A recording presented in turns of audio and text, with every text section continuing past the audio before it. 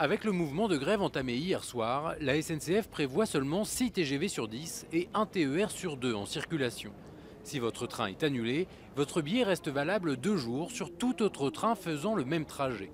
Pour les voyageurs qui restent à quai, le dispositif Garantie Voyage a été mis en place. Il permet d'obtenir le remboursement du titre de transport, même pour les billets d'ordinaire non remboursables. Néanmoins, pour les titulaires d'un abonnement, aucune compensation n'est prévue.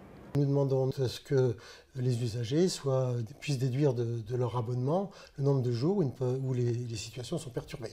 Donc sur le mois de juin, ça devrait faire à peu près la moitié d'un mois, 50%. Donc on demande à ce que les usagers soient remboursés de 50% de leur abonnement. Pour les voyages en avion, c'est plus compliqué. En cas de grève de leur personnel, les compagnies aériennes sont tenues de vous rembourser et de vous indemniser pour un vol annulé. Mais les contrôleurs aériens, eux, sont des fonctionnaires.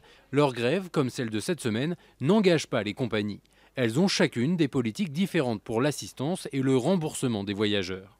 En cas de difficulté, certaines sociétés peuvent vous aider à obtenir un dédommagement. Lorsque le passager décide de procéder par ses propres moyens, il arrive qu'il accepte en fait soit une indemnité moindre, soit plutôt des bons voyages, soit des miles en fait sur son programme de fidélité, alors que nous en fait on va lui assurer d'obtenir effectivement l'indemnité en euros qui lui est due. Enfin, en cas de blocage, il est recommandé de faire appel à une médiation.